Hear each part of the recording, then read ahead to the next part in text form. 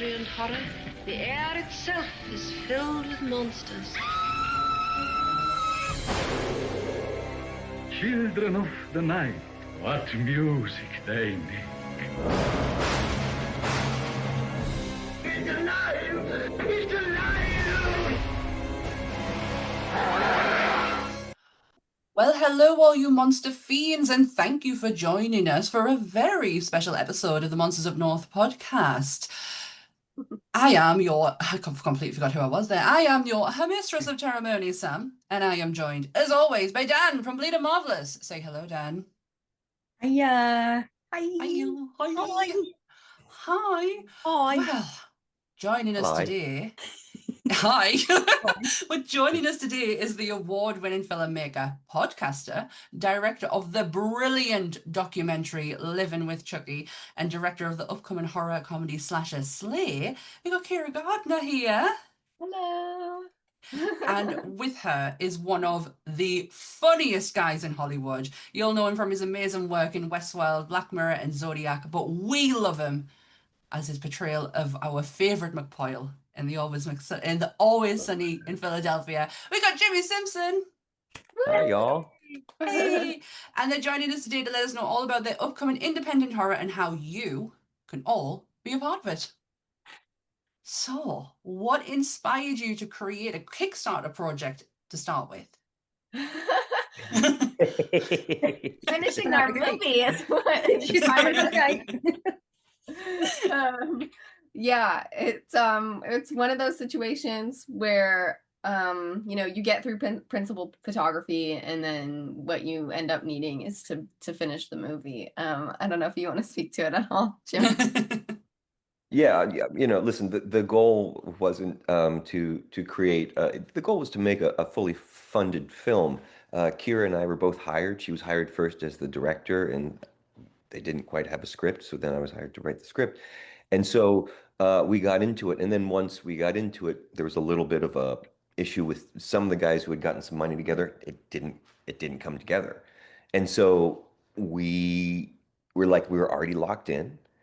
We had hired the cast, the crew. Well, they had been hired by other people. And then we just had to kind of figure it out. So I put in I put in all the money I had just to kind of get us I needed to pay the cast and the crew, right? Yeah. And then after that, we just kept working on the project despite the fact that we had this big hole. And what Kyra shot, it's just so gorgeous. So we're like, we can't stop. We can't stop. It's too beautiful and it's too cool. And so that kind of wave just took us through a lot of difficulty. But what it got us is this movie now in the can, almost completely edited. It looks gorgeous. We're just shy now of color correction and sound mixing, which is like a very deep process. It's many, many thousands of dollars for that. And so that's where we are. And so the other thing, though, is that this is like the first of many movies Kyra and I are going to make together. So we are starting a little bit of like a homegrown indie family, And so it kind of tracks. It's like, no, we weren't shooting for crowdfunding, but it does track because it is a movie for the people, It is that, and that's kind of the movement of our little non-studio. It's like artists, smaller budgets, and just expression. I was going to say, because I saw the snippet from Monsterpalooza, Kyra, that you did, where you went back and support indie movies, and I think what the UK could definitely deal with is maybe having a convention scene for smaller indie. I mean, I know we have festivals. We have a lot of film festivals over here, and getting on something like the Film 4 Fright Fest would be massive. There's such big potential, but I think we need a bit more in the way of like introducing indie movies from outside countries back to the UK, which would be really cool. But the question I want to ask is, what sets this apart from a traditional slasher trope? And please tell me it's the Disco Mountain cabin.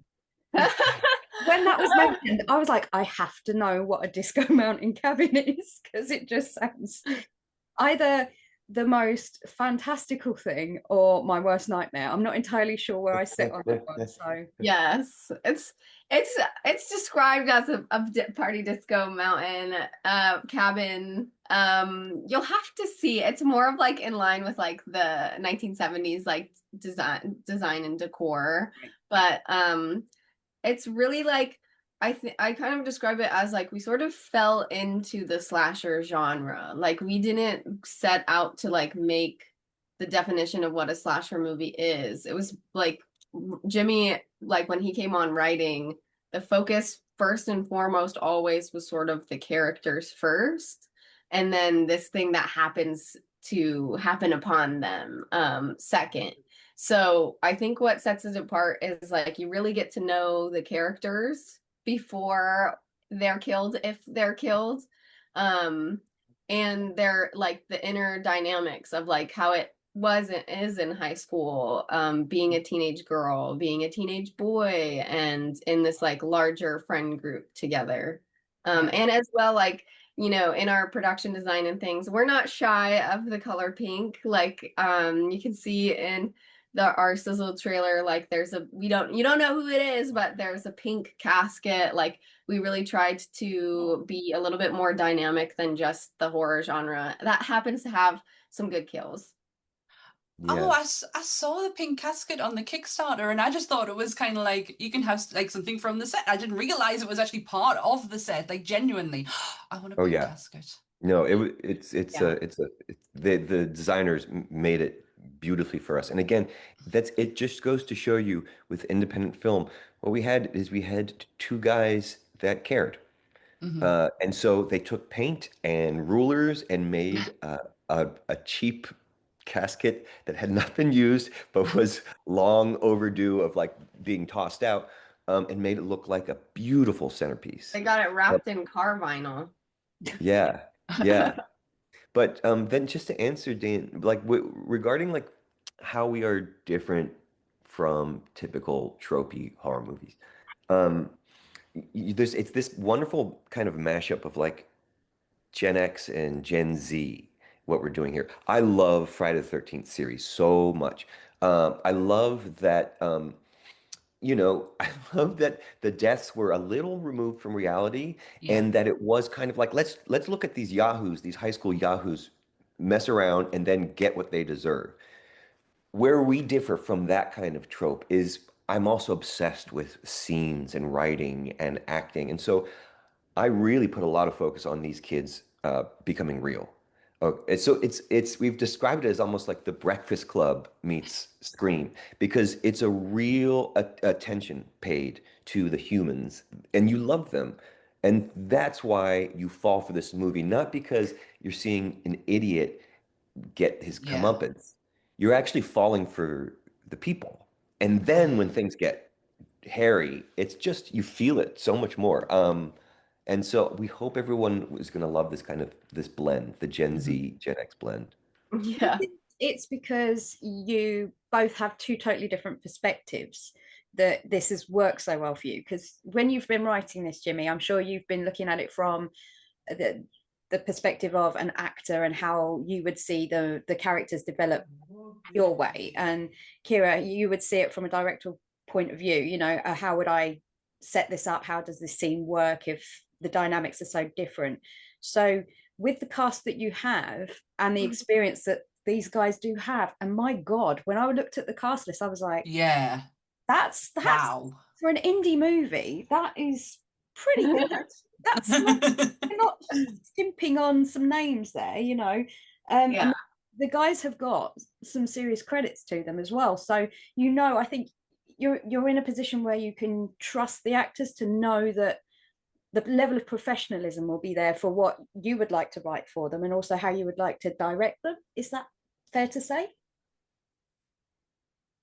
Yeah, and like because we had the characters written so far ahead of casting, but the audition process was really interesting. Like we had some characters who are in our cast read originally for different characters, but then the moment they started auditioning, it was like, oh no, they're perfect for the other character. And people like Sean Gambron from the Goldbergs is like Yeah.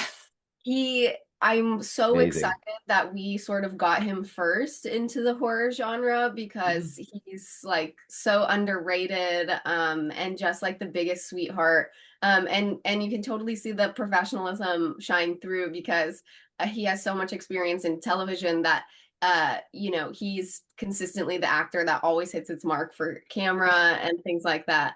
So it was a really exciting process, and then also to see what they did with it, because there's also actors who don't have many credits if at all, like Beck Nolan was graduating out of college while we were shooting. He had to fly back to graduate from college while we're filming, and he I'll say this a lot, but he sort of has like the jockey boyfriend tropey.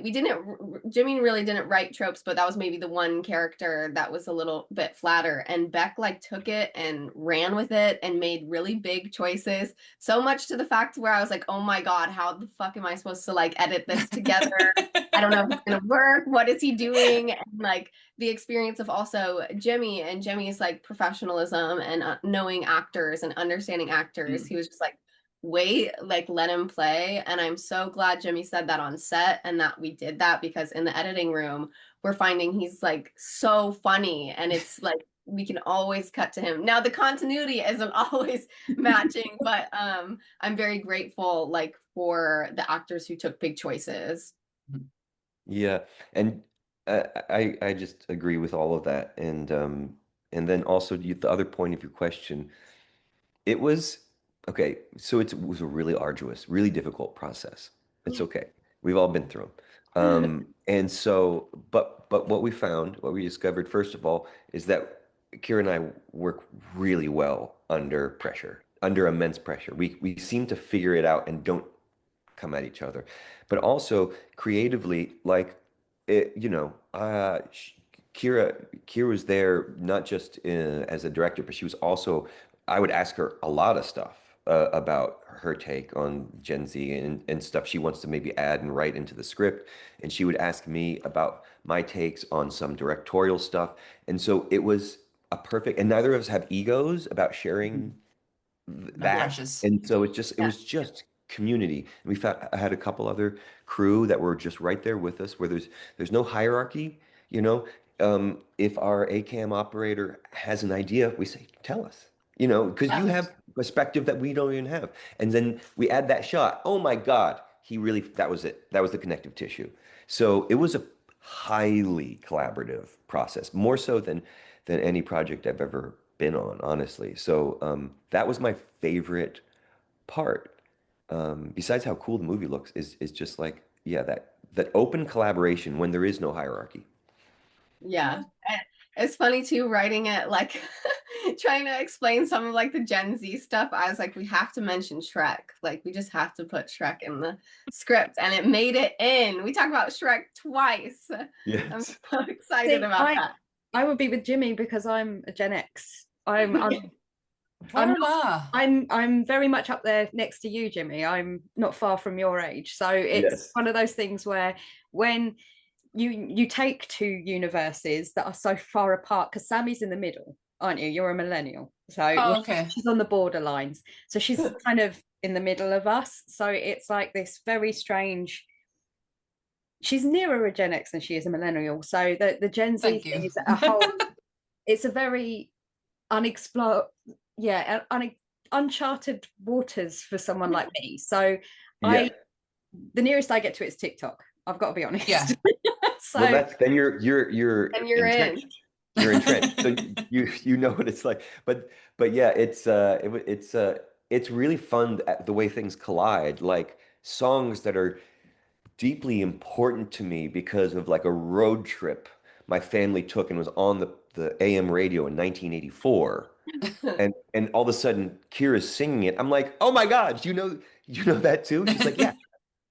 Everything, she knows all songs, she knows them from Shrek. I know him from Shrek. I know him from Shrek. Shrek 2. The soundtrack for Shrek 2 is so good. And we talk about it in the movie.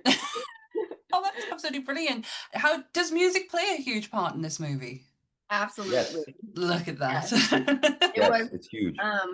it's so interesting because the process has shifted a few times, but when we went into filming, we know that we needed one song that was going to play like a big part in the movie. And then we sort of like Jimmy created a Spotify playlist, and it was like drawing songs from the 80s and the 90s, and then I'd maybe throw in something that's like late 90s, early 2000s, and it kind of created this like in world that knew we were trying to like set up. But then now that we're in the editing room, we'll still have a song, but now with the score, it's taken its like own shape even from that. And it's like going back to the writing itself of being broader than just like a horror slasher is also how the music is. It's inspired by many things that aren't typical horror to make us feel a little bit outside that genre and hopefully like connect with the characters more.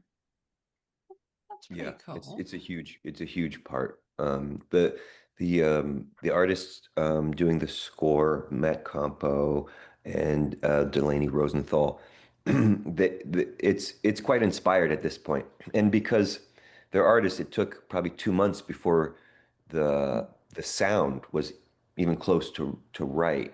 But now it's just really, it's got its own identification. It's really the movie.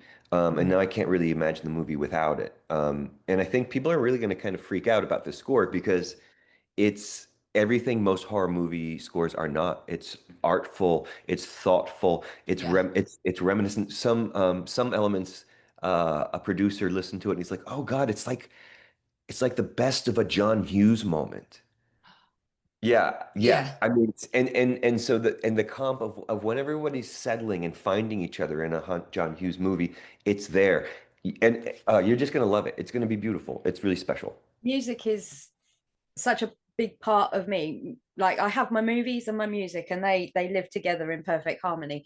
I couldn't tell you phone numbers, birthdays, but I can tell you who wrote a song in 1973 and what it charted at. Yeah. It's just that's my thing. So when I watch a film, the score at the time of watching it isn't necessarily something that comes into your mind firstly, but it is the thing that invokes the emotion, the compassion for the characters, the want to keep watching. So I am so glad that there is the same level of passion that's going into the sort of score writing and the making of the idea of what you're looking forward to. And that would lead me on to my next question, kind of. How heavily influenced is this movie by previous horrors, or have you tried to step away from the sort of the Chucky, the Jason? Are you purposely avoiding kind of the traditional side of it and you're trying to make your own lane? That's a good question. I think when you're under a tight budget as well, you're sort of forced to make your own lane in some ways. Like you're not going to get these grandiose shots that are in typical slasher films that have multi-million-dollar budgets. So it was like also, our killer's mask and their whole outfit is so different than most other masked movies, slasher horror films. And oddly enough, like the benefit of Jimmi being in Gen X and I'm Gen Z is like when my cinematographer was in Africa when we were prepping the movie, and so I really needed help shot listing 113 scenes. It's a lot to do in a very small amount of time before you're supposed to film. So Jimmi stepped in and helped me so much, and we were drawing inspiration from like, this is more of the camera side and things like that, but like Boogie Nights became like, I had never seen it actually, and it became like I've never seen it. That's a good choice. That's a choice, that film. Yeah. And just seeing like what other filmmakers were doing to tell the story. That's always important, is how is the camera, how is the outfit, how is the song, how is everything aiding the story. So there's definitely inspiration outside the horror genre, and then within the horror genre, you can't have a mass killer without being, you have to think about Halloween, you have to think about Friday the 13th. I don't know what, there's some sort of horror tropes that are alluded to or homaged in certain ways. But I don't know. What do you think, Jimmy? Yeah, I mean, all art's pulling from the art that came Art, before yeah. it. We all know, but yeah, I mean, that's the thing. It's that ability to gently use what's come before you for people to have a way in, Mhm. and they wrap their mind around what it is right away. But like we said, once you enter our home, it looks very different than all the other horror movie interiors you've been Yeah. in.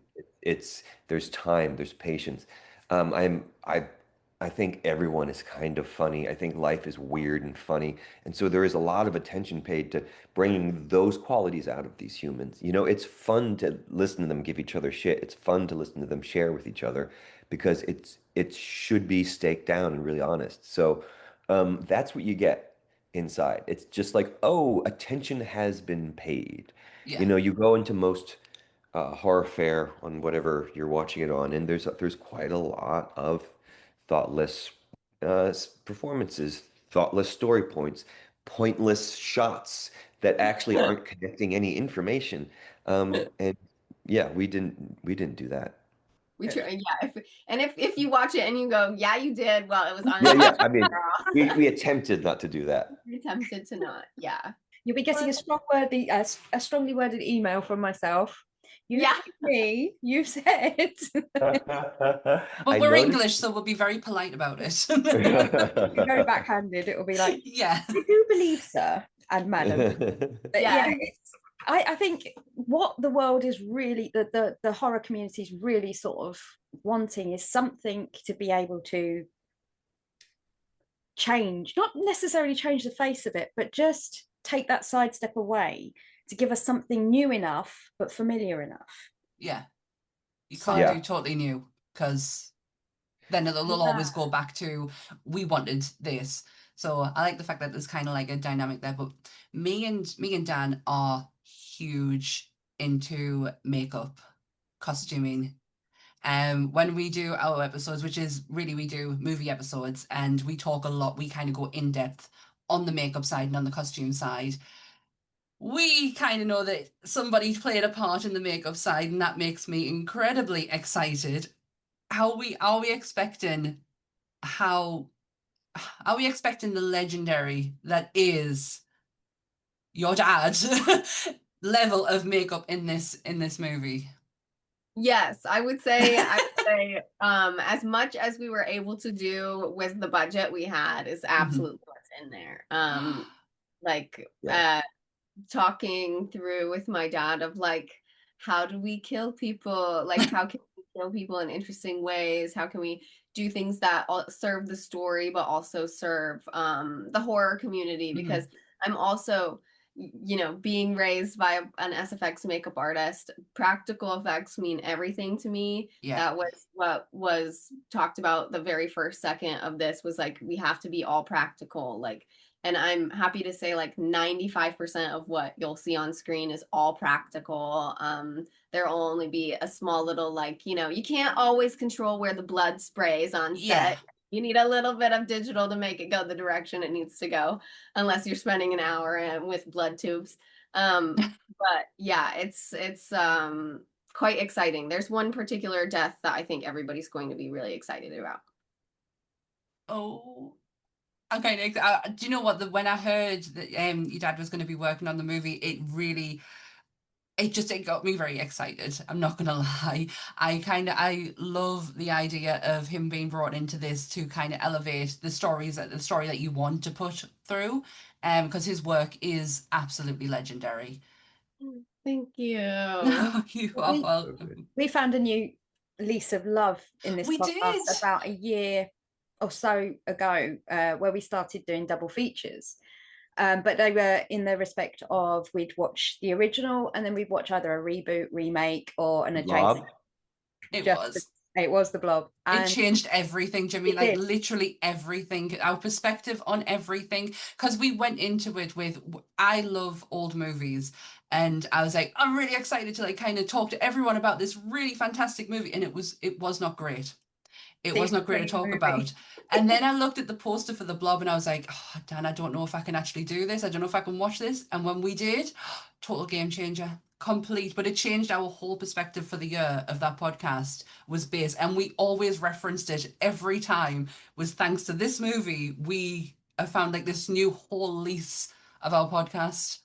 Amazing. That's so cool. Yeah, that's like one of my favorite horror movies. And mainly because of like the practical effects. We Yeah. have an episode, I had to break it down into 2 parts, I think, on our podcast, me and my dad, to talk about the Blob, because there's so much going on in that movie and Yep. what they're able to do at the time. Like he's still like he would explain to me things like they call it the Blob quilt is whatever, and anytime there's a shot of the Blob being like on the ceiling or something, it'd be this quilt thing that would just like flop down, and I still don't even understand how they made it because it's like translucent something, and that's so cool because it's a movie that really does stand the test of time with its practical effects and even their stop motion and miniatures, and it still holds up in today's world. And that's funny because I really enjoy that movie, and when we were casting, there was this character we needed, and Shawnee Smith came to mind. I had not met her before in my life. I just knew her name, obviously, from my dad, and he's always talked about her very fondly. My mom as well. She's actually in the Blob. She's one of the cheerleaders in the beginning with Shawnee, and then she dies in the movie theater, and Shawnee pulls her like gooey head off the theater floor, and there's like popcorn in it. And so Shawnee gave my mom her sweater after filming the Blob. It's actually in my closet. And so I wrote Shawnee this letter to see if she'd want to do the movie. And I sort of was like, it was the first movie that my dad did as his own special effects company. He and my mom had just started Alterian, and that was their first movie together was the Blob. And so I was sort of like, I would be honored if I could start my career with you as you did with my dad in 1988. And she was on board right away. It was very sweet. Oh my God, I got chills when you said that. That is so sweet. Yeah, and she was so, so, so sweet. So was there a moment, or when was the moment that during the making of this movie you both sat back and you just thought, we've really got something here? We put your personal like input aside, but you watching it from trying to separate yourself from it from a personal level and just sitting there going, fuck, we've got something. We really, this is worth people knowing about. This is worth us pushing towards Kickstarter. This is worth us pursuing because it is that good. When did that come? Was that in the editing process? Was that in the filming? Was it more? For me, you can go first, Jimmy. Well, listen, Kyra had so much weight on her shoulders.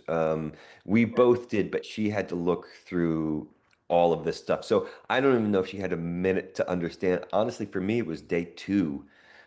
We put the kids in a van, in this really actually this bomb ass van that it's that my Kyra's grandpa's van. It's in the amazing movie. grandpa He lives in let us Ohio. use. Again, it takes a village, and it's Yeah. it's dope. It's so 80s and weird, and anyway, so all the kids are in our awesome picture car, and they just had this banter.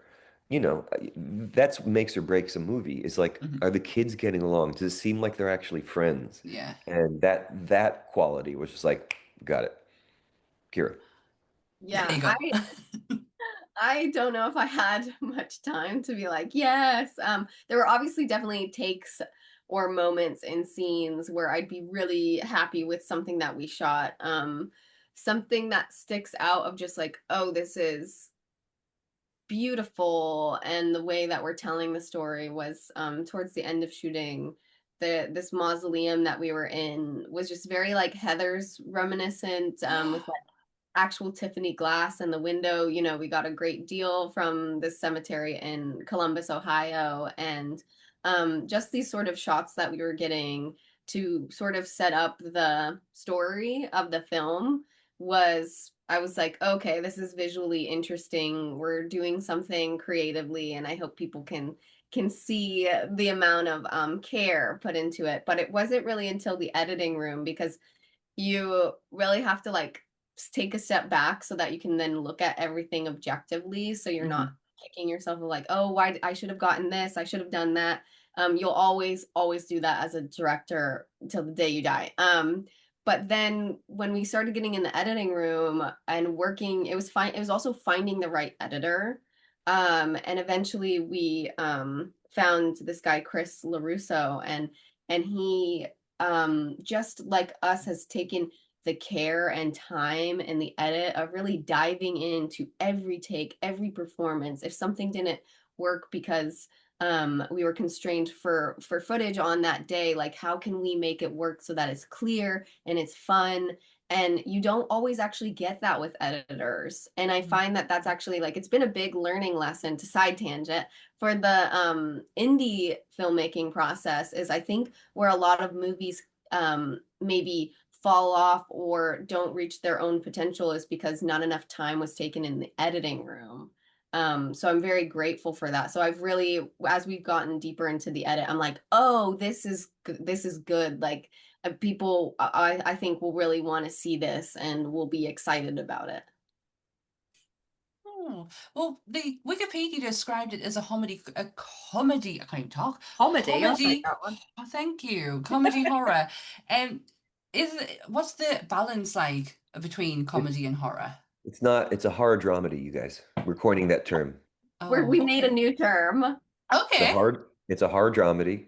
Dramedy. Haramedy. It's a haramedy. Haramedy. Oh, I like that. Haramedy.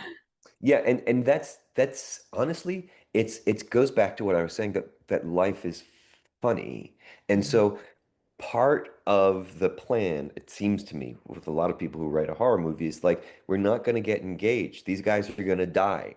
We actually need to kind of dislike them, and that's where we differ. It's not a send up. It's not Tucker and Dale. It's not a goof of anything. I love a goof.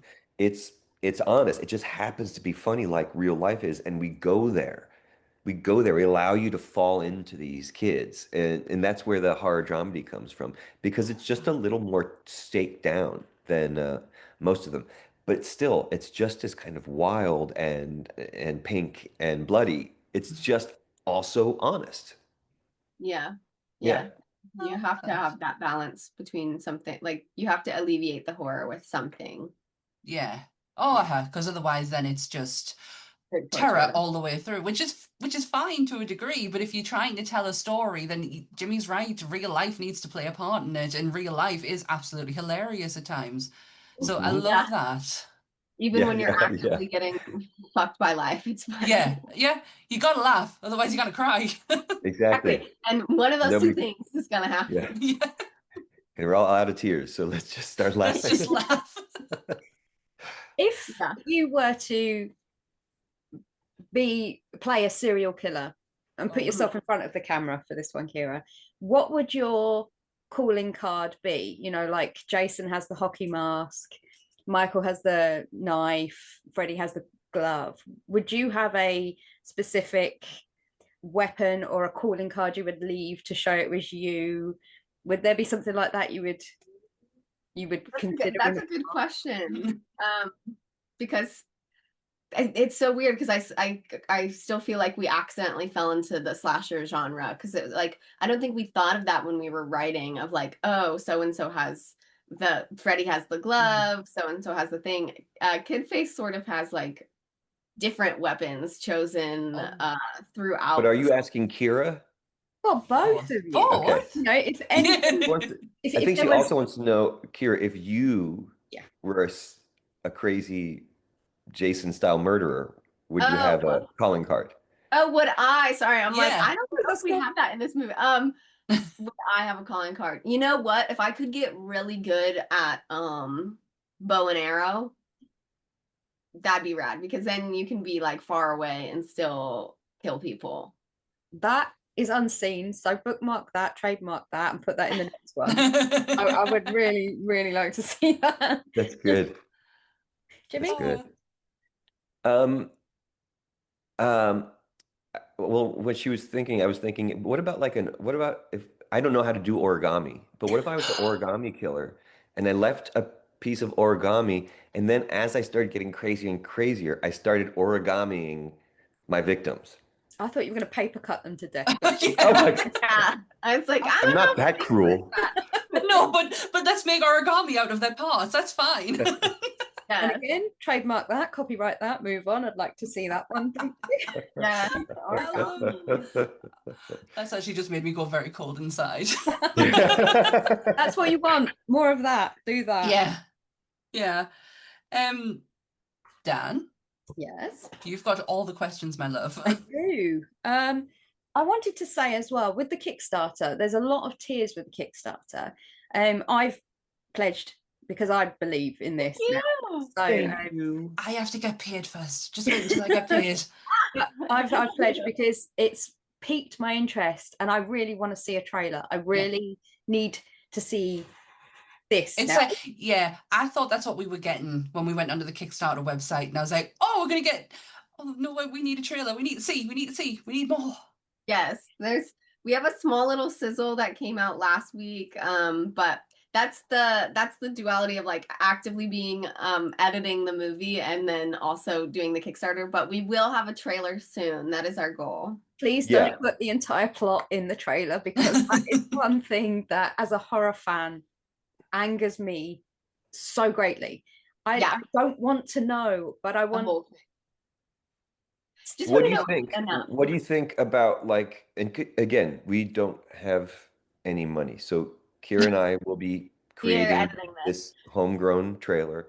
What do you think about like spending a lot of time? So let's say 60 or 90 seconds, but spending the first 30 seconds, maybe 25 seconds with tone, with character, with beats and rhythm, and then moving into, so basically what you said, I don't want to hear too much story. What if we give first act story, a little bit of first act story, but then we kind of keep everything else in like cuts They're and dying, but you don't know who. Yes, Yeah, you don't want to see the kills. The kills are all the.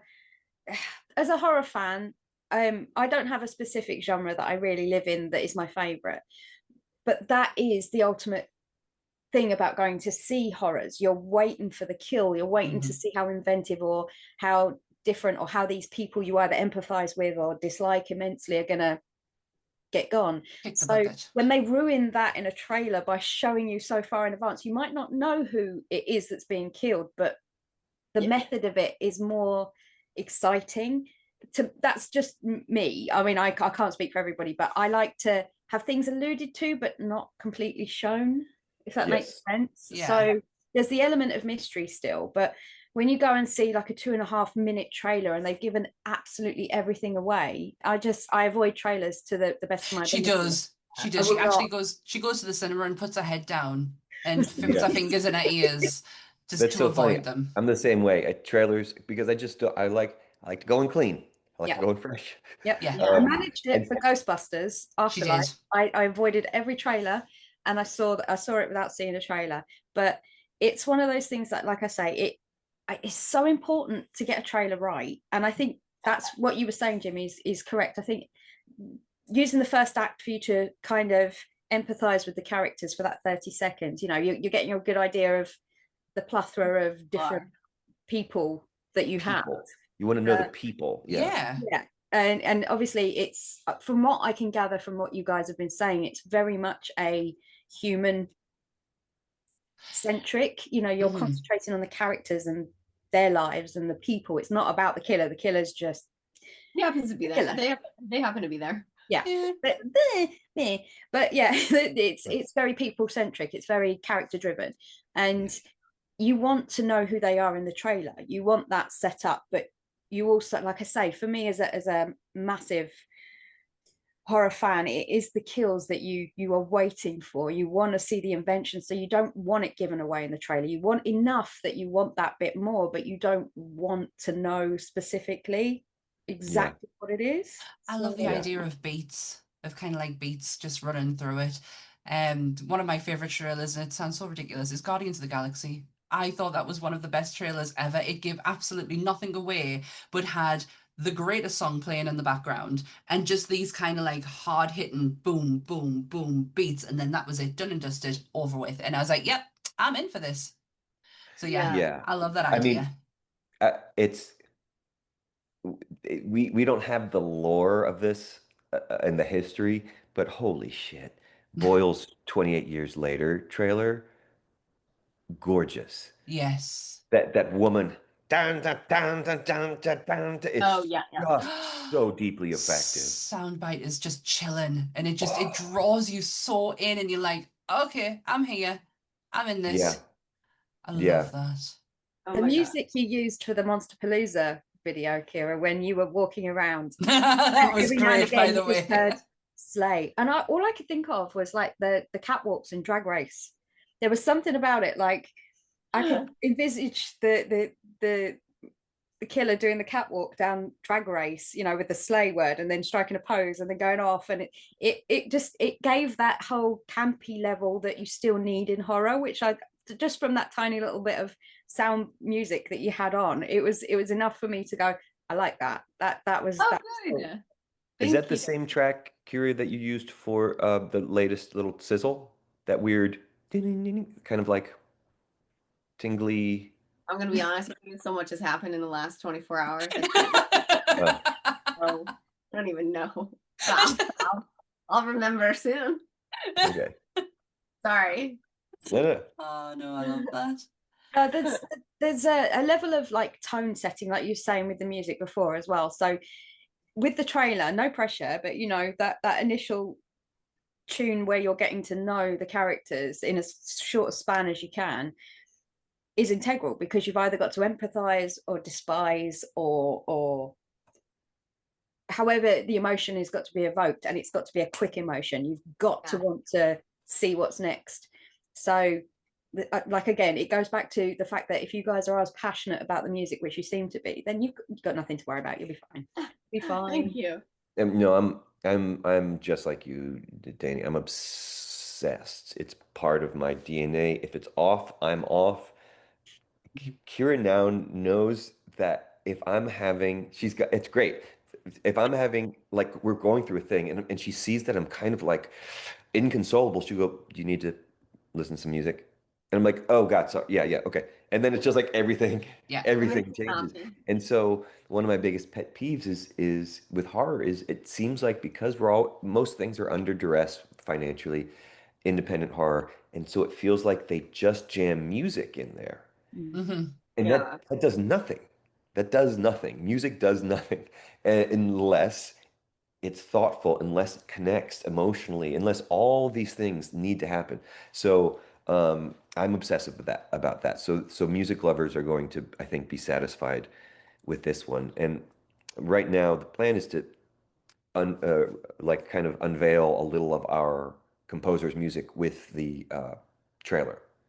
Oh. So you'll actually be able to feel quite deeply like what it feels like. And I think people are going to dig it. Yeah.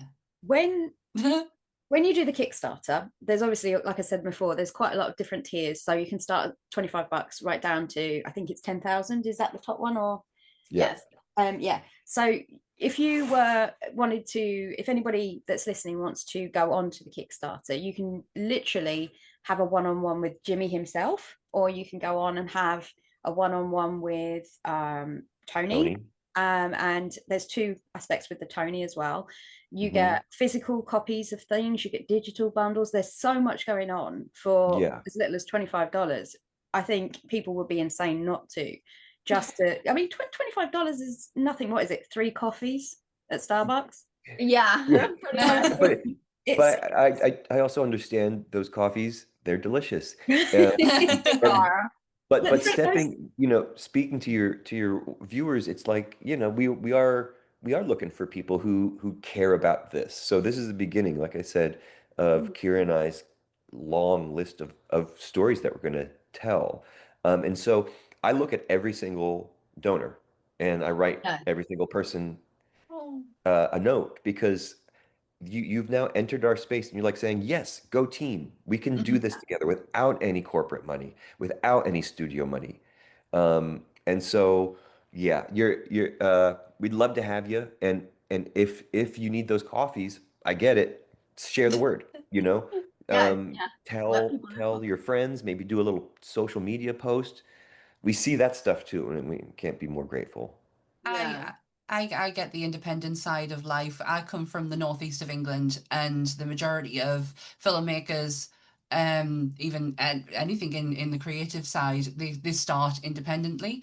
Neil, we had the lovely Neil Marshall as Yeah. our first ever guest, and he Amazing. is a lad who's like from my side of the woods, like where is he from? Newcastle. He's from Newcastle. Oh, okay, And yeah. he started independently and then he's worked his way up to being like, so we get the independent side of it. We get why it's so important. My sister works in the arts. She is an art curator. Everything that she does is funded. And I tip my hat to anyone who gets into this line because I have seen the struggle that that girl has gone through to get to where I've seen it. I've lived it with her. To get to where she. I love the idea of it, and it does make a community. I'm all about community. Nerdy Up North was based and around creating a community, so I love it. I love what you guys are doing, and this is why when Oh, I saw you wanting to come on to do like a horror podcast, I was like, this is just perfect. It kind of fits in with everything that kind of encompasses my life in a way. that's Yeah. amazing. That's what we feel. We feel like we found a whole world of people that are just kind of like us when Uh-huh. we get into independent horror. And it's been so satisfying and eye-opening. It it honestly talking to you is now the genuine like how genuine you sound about it. It really does shine through. I've Oh, absolutely loved talking to you guys. oh my Um and listening to you. I did have questions. They're just not as good as Dan's. I'm just gonna God. be honest. They weren't as good. Have you got any more actually? Um, Mine would just be completely off topic now, to be honest. If I was to go down the route of saying, I have a question actually from somebody called Tyler from Killer Creature Creations, and he wanted to ask, is there a film you wish you could wipe from your memory to rewatch again for the first time? Ooh, so many. Hmm. I said that's going to be a difficult one, but Um, I I'll go with I know I'll go with Friday the 13th part 2. Oh, It's my favorite of okay. the series. Oh I yeah. love everything about it. And again, I'm just sticking genre, but I got to show Kira Waiting for Guffman 2 weeks Oh, ago, and she had not seen it. And so just being able to sometimes see someone else see something perfect for the mhm. first time is just as satisfying. So that was gorgeous. Yeah. Oddly enough, being a very big horror lover and having a special effects makeup artist as a dad, I had not seen both the original Texas Chainsaw Massacre or The Thing prior to Jimmy and I dating. And so I just watched the first Texas Chainsaw like 2 years ago. It's one of my favorite horror movies. It's so good. Um, Iconic. And then The Thing just blew my mind because you hear Yeah. everybody talk about like, and it was one of those things you hear everybody talk about how amazing the special effects are, da da da, and you're like, oh, Insane. okay. And then they're doing shit, same of like on the Blob, where I'm like, Hmm. how for that year especially are you doing that? Like when the guy does CPR and then the stomach opens and Opens up. Thompson, I was like, how? Didn't It's expect that ever. Or the dog. Oh my God. no, no, no, no, no, no. I think I the thing couldn't sleep next to my father, when you're little and you nap out next to a parent. I was so young when I saw the thing. I couldn't sleep next to my father because he had a similar belly. Belly. So it's like I don't want those teeth Oh, to come out. oh, that's crazy. Kira, don't ever be ashamed of not seeing things. I started this pop culture podcast 4 years ago and had to openly admit I've not seen a lot of films. So don't No, ever be ashamed. Yeah, there's thank no Yeah, you. shame in Yeah. that. there's absolutely none. My list it's a lot shorter now.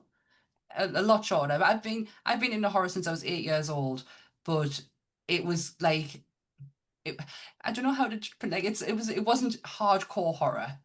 Like I kind of had like Jason is one of my favorites. I did actually have a Friday the 13th t-shirt on before I came on and changed it because I was like I didn't want a logo on. I didn't want to like have like a horror t-shirt on, so I changed it. Well, I respect that you own one. Oh Yeah. about Oh, good. 17,000. Like that's all I kind of have. So yeah, don't ever be ashamed. Thank you. And Yeah, so when are you going to show Jimmy the Shrek marathon? Are you going to? Dude, that's what I'm saying. I'm like, we need to. I was like, you want to watch Shrek? And like, Well, they confirmed 5. Apparently, number I know. 5 is coming out next year. I saw on one of the. I know. That is I'll say fantastic. they don't get as good as the first two. No, the first one is by far the best. I'm not so keen on the second, but the first one is the best. I still quote it to this day. The use of Jeff Beck, well, Leonard Cohen, was it that did Hallelujah originally? Leonard. Oh yeah, There's Leonard Cohen, Yeah. So he's in Shrek. Yeah, there's some really sad. They sing Hallelujah. Well, Mike Myers, see all the talk of horror. Mike Myers sings Hallelujah as Shrek in it, and the use of that song is so well done when we were talking about music, because it invokes this empathy for an ogre, an animated ogre at that you would never envisage having. So it goes to show that the use of music is so important in a movie. Yes. Wow.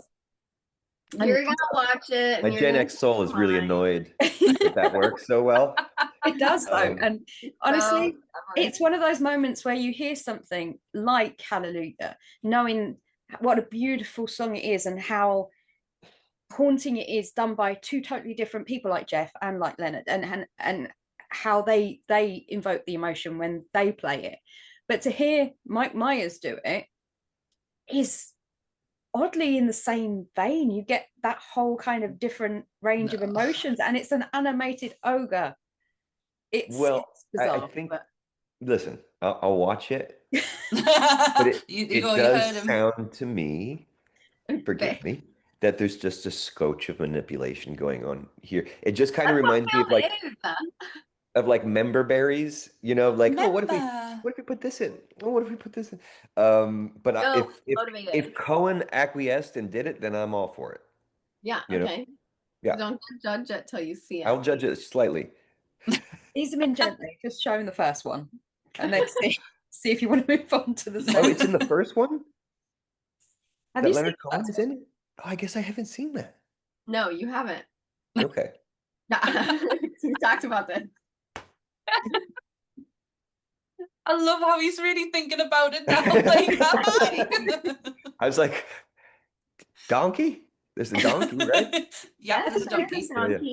Because it's such a highly quotable film, and it's got some amazing voiceover, actors in general, like John Lithgow. Oh, right, yeah. Lord Farquaad, which is a common insult to people who are vertically challenged, like myself. We have been called that over many of a year at some point. I have never called you that. You've not, no, but growing up when Shrek came out, being 5'3", I was still borderline vertically challenged, shall we say? And yeah, everybody used to say, "Oh, are you standing up, Lord Farquaad?" when I was walking around and stuff. So. You try being 5'9" at 11 years old and see how many insults you get thrown then. I've been a giant all my life. That's why we don't when we live nowhere near each other. No, as you probably can tell from the accents, nowhere next to each other. We don't stand next to each other either, because it would be ridiculous. It makes you both angry. She would lean on me, so. And I have. Thank you guys for taking time out of your day to come and join us and talk about Slay. So We are the more you talked about it, the more I'm so excited. I love the idea of there's thought, passion, and I can't even give you any other words that has gone into this movie, because it's something that has been very lacking of recent. Everything seems to be a little bit of an afterthought. And this doesn't Sorry. Behave. And this doesn't feel like it. It sounds like there's so much passion, so much thought. And the fact that we are gonna, the one thing that is gonna heart wrench me is if you make me fall in love with these people and then take them away from me, Do it. I will be devastated. You know you want us to do just that. In a Yeah. tiny little way. We're gonna But, like, break your heart. no. But yes, thank you so much for joining us. Is there anything else you want to say about the Kickstarter? When does it end? Sorry. It ends July 13th, and as we progress in the Kickstarter, like there will also be, you know, once we have this trailer up, that's going to go on Kickstarter. Any like new interesting stills, photos, videos will go on there, but also there will be like props from the film and things like that also like exclusively dropped. We're also going to do like, if somebody listening to this is a fan of Living with Chucky, we're going to do like an exclusive Living with Chucky like drop to tie in Yes. films that I've directed. So there's going to be some cool stuff there that you can get and things like that. Oh, interesting. I actually rewatched the Chucky documentary last night and bawled my eyes out. Oh, Sat there and cried my eyes out, especially when it's you and your dad are talking, and I'm like, oh my god, it was just so beautiful. Aw, thank you. I absolutely. I watched it when I first was able to get a hold of it because it was quite difficult over here in the UK. And now it's available on Amazon Prime for people who want to go and watch it. You can go and find it there. It is absolutely fantastic. It's so talk about family. There's no other like you guys. It was brilliant. There was something else I was going to say, and I've told you. Oh yeah, your Kickstarter ends the day of my birthday. Oh, So for my birthday, I want you all to go and pledge. That's what I want you to do. Even if you don't want to do one of the packages, you can just donate. Yeah. So you can donate the price of a coffee if you wish. yeah, you can donate $5. It all helps. Do it. Mm-hmm. Everything, yeah. So that's what I want for my birthday, people. I want you to go and pledge. So Yes, and if you could, if all you lovely folks in England could do Kyra and I a favor and today go out and enjoy both of our favorite snacks for us because we can't get them in nasty old America. So for Kyra, she'd like you to enjoy some Monster Munch because that's her favorite thing in the world. I knew one of you was going to say it. Pickled onion or beef? Pickled onion. The pickle, just the pickle. And then I would like someone to please have a Tesco's Finest Lemon Drizz in my behalf because I don't know if there's a better cake in the world than right off the shelf at Tesco's.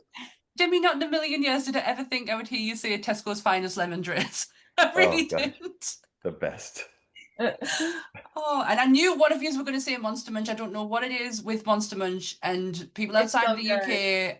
We don't get it. We don't have it. We don't have anything like that flavor. It's not nice. We'll arrange a care package. I'm sure we can put one together for you guys and we'll send it over for you for sure. Dan goes to America quite a lot, so I'm sure we can get Monster Munch sent to you, no problem. You can't have it without. It's just not acceptable, I'm afraid. Oh, and the last thing, I always, whenever I have a big English audience, so my little school in America didn't have much dough, little farm county. And so, you know, when kids become of age, they show you a video about like, puberty or what have you. Mm-hmm. We didn't have access to any American ones. So we got a British one. Mm-hmm. And its title was Some of Your Bits Ain't Nice.